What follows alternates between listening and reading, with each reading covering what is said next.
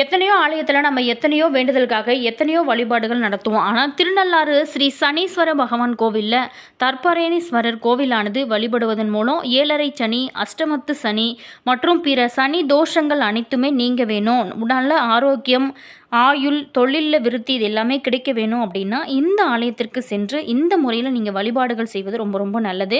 மேலுமே நல தீர்த்தத்தில் நீராடி சனி பகவானுக்கு நல்லெண்ணெய் தீபம் ஏற்றி வழிபட்டோம் அப்படின்னா நம்மளுடைய கர்ம வினைகள் அனைத்துமே அகன்று தடைகள் நீங்கி வாழ்க்கையில் வளம் பெருகும் அப்படிங்கிறது காலங்காலமாகவே இருந்துட்டு வர ஒரு விஷயம். மேலுமே நாளை நடைபெறக்கூடிய இந்த சனீஸ்வரர் திருநள்ளாறு சனீஸ்வரர் கோவிலில் நாளை பார்த்தீங்களா சனி பெயர்ச்சி விழாவானது ரொம்ப சிறப்பாக நடைபெறும். சனி பெயர்ச்சி நேரத்தை கணக்கிட்டு இந்த சனீஸ்வர பகவானுக்கு சிறப்பு அபிஷேகம், அலங்காரம், அர்ச்சனை, தீபாராதனைகள் எல்லாமே நடைபெற இருக்கு. அனைத்து டிக்கெட்களுமே தேவஸ்தானம் அங்கீகரித்த கவுண்டர்களில் மட்டுமே விற்பனை செய்வாங்க. மேலுமே இது எங்கே இருக்குது அப்படின்னா புதுவை மாநிலம் காரைக்கால் இந்த திருநள்ளாறில் உலக பிரசித்தி பெற்ற ஒரு அற்புதம் நிறைந்த கோவிலானது இருக்குங்க. இந்த ஸ்ரீ தர்ப்பாண்டேஸ்வரர் கோவிலானது இருக்கு. இந்த கோவிலில் சனீஸ்வர பகவான் கிழக்கு நோக்கி தனி சன்னதியில் அருள்பாலித்து வருகிறாரு.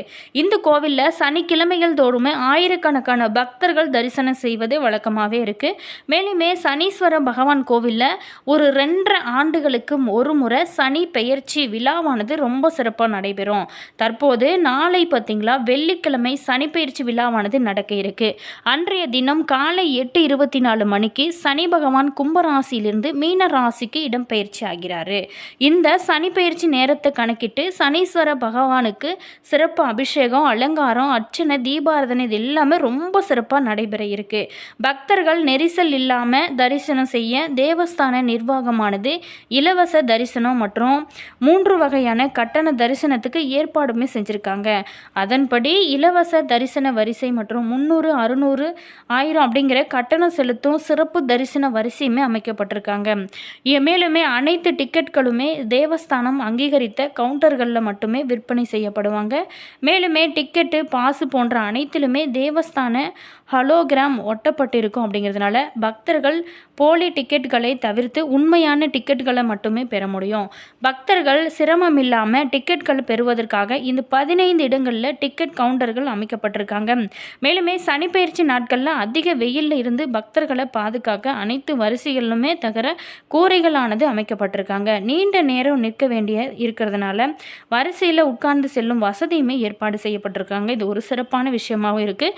மேலுமே இந்த சனிப்பெயர்ச்சி காலத்தில் நம்ம அந்த டைமில் அந்த ஆலயத்திற்கு சென்று வழிபட்டால் கிடைக்கக்கூடிய நன்மைகளையும் இதனால் இந்த சனீஸ்வர பகவான் ஆலயத்திற்கு சென்று வந்தால் நமக்கு என்னென்ன நன்மைகள்லாம் கிடைக்கும், அதே மாதிரி இந்த டைமில் நம்ம இந்த முக்கியமான விஷயங்களை செய்ய மறந்துடாதீங்க. அது என்ன அப்படிங்கிறத நம்ம இந்த பதிவின் மூலமாக தொடர்ந்து பார்க்க போகிறோம்.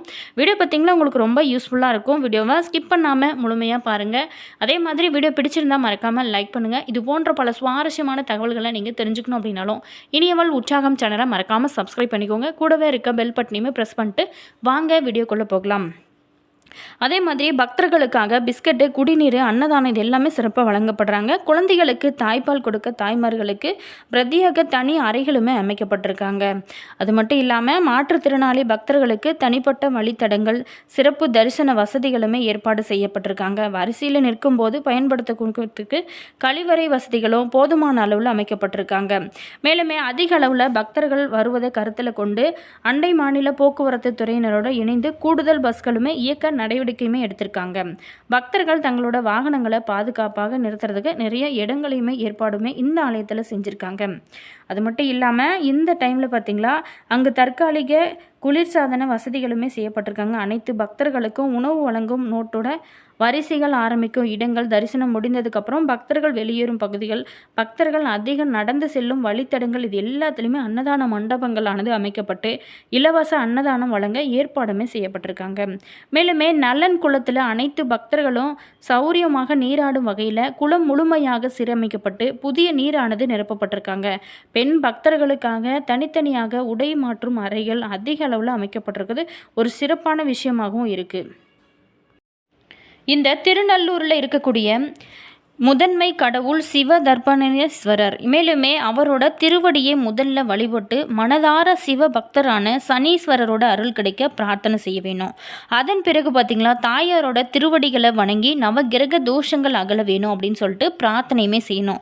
இறுதியாக வாயில் இருக்கக்கூடிய சனீஸ்வரரை வணங்கி என்னோட துன்பம் அனைத்துமே நீங்கி வழிபட்டு சனீஸ்வர தேவரே அப்படின்னு சொல்லி பிரார்த்தனை செய்கிறது ரொம்ப நல்லது. நீங்கள் சனீஸ்வரரை அங்கே அர்ச்சனை செஞ்சீங்க அப்படின்னா அந்த பொருட்களை தயங்காமல் வீட்டுக்கு எடுத்து வாருங்க. அதனால் எந்தவித ஒரு தீவினையும் ஏற்பட போவது நிச்சயமாக இல்லை. சனீஸ்வரர் ஏறக்குறைய 22.5 வருடங்களுக்கு ஒரு ஜாதகரை 3 முறை ஒருவருடைய வாழ்நாளில் தொடர்பு கொள்கிறாரு.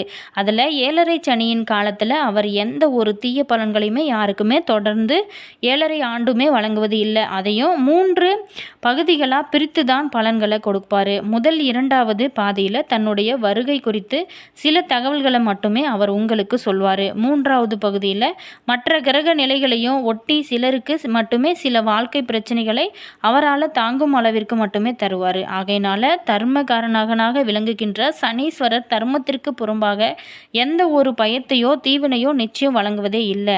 இதை உணர்ந்தாலே பல பேருமே சனீஸ்வரர் ஒரு நம்பியார் வில்லன் போல பார்க்கிறாங்க. ஆனால் நம்பியார் நல்லவர் அப்படிங்கிறது சினிமா உலகத்தில் கூட சில பேர்த்துக்கு மட்டுமே புரியும். அதே போல தாங்க சனீஸ்வரருமே நல்லவர் தாங்க. நீங்கள் மற்ற கோவிலுக்கு போவதற்கும் இதற்கும் எந்த ஒரு சம்மந்தமும் துளி கூட இல்லை அப்படின்னு சொல்கிறாங்க நிறைய மக்கள். அது மட்டும் இல்லாமல் திருநள்ளாறு சனீஸ்வர அந்த தலத்து ஈசர் தர்ப்பணேஸ்வரரை வழிபட்ட தலமாகும்.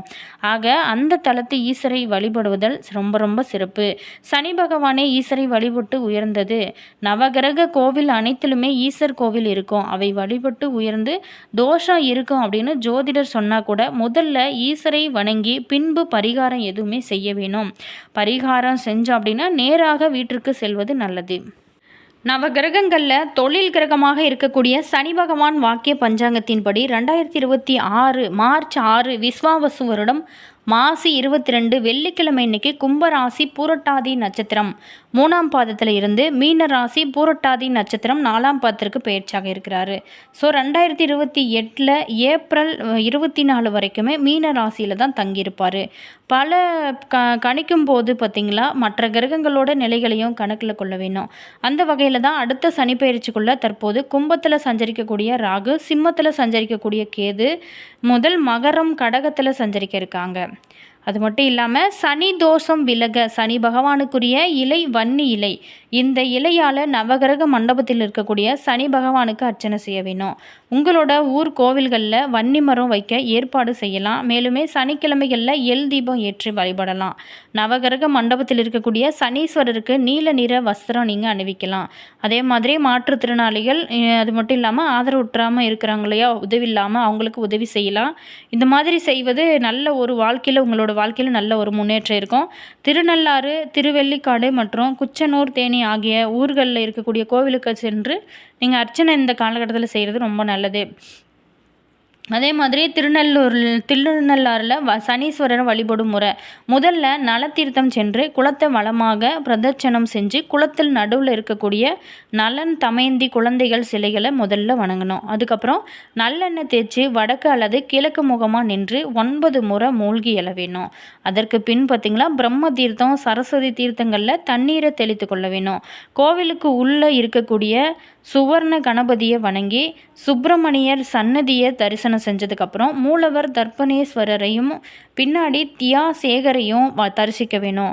வளமாக வந்து அம்மன் சன்னதியை தரிசிக்க வேணும். கடைசியாக சனி பகவான் சந்நிதி வந்து வழிபட வேணும். அதற்கு பிறகு பார்த்திங்களா பெரிய பிரகாரத்தை வலம் வர வேணும். அவங்களுடைய வசிக்கக்கூடிய சக்திக்கும் ஏற்றபடி சனி பகவானுக்கு அர்ச்சனை, அபிஷேகம், ஹோமம், தர்ப்பணம் மற்றும் ரட்சை தானம் மற்றும் பிரீதி நமஸ்காரம், நவ பிரதட்சணம் இதெல்லாம் செய்யலாம். எந்த நாளுமே சனீஸ்வரரை வணங்கலாம். திருநள்ளாறு மேலுமே சனி பகவானோட தர்ப்பரணேஸ்வரர் உள்ளிட்ட மூர்த்திகளையும் கொண்டது. இங்கே சனிக்கிழமை மட்டும்தான் வழிபட வேணும் அப்படிங்கிறது சில பேர் தவறாக வழிபட்டிருக்காங்க. இதனால் பக்தர்கள் கால் கடுக்க நின்று சில நிமிடம் மட்டுமே சனி பகவானை தரிசிக்க செய்யும் நிலையானது ஏற்படுகிறது. ராகு காலத்தில் ராகுவை வழிபடுவது போன்றே சனி பகவானை சனி ஹோரை நேரத்தில் வழிபடலாம். இதன்படி பார்த்திங்களா நீங்கள் ஞாயிற்றுக்கிழமை 10, 11 மாலை 5:06, திங்கள் காலை 7:08, செவ்வாய் பகல் 11:12, இரவு 6:07, புதன் காலை 8 to 9, வியாழன் பகல் 12 to 1, இரவு 7 to 8, வெள்ளி மாலை 9 to 10, அதே மாதிரி சனிக்கிழமை காலையில் 6 to 7, மதியம் 1 to 2, இரவு 8 to 9 ஆக இந்த வார நாள் நேரங்களிலும் சனி பகவானை வழிபட்டு அவரோட பரிபூரண அருளையுமே பெறலாம். வாய்ப்பு கிடைச்சா இந்த சனி பயிற்சி விழாவில் நீங்களுமே திருநள்ளாறு சென்று கலந்துக்கோங்க. வீடியோ பிடிச்சிருந்தால் மறக்காமல் லைக் பண்ணுங்கள், கமெண்ட் பண்ணுங்கள், ஷேர் பண்ணுங்கள். All viewers, thank you.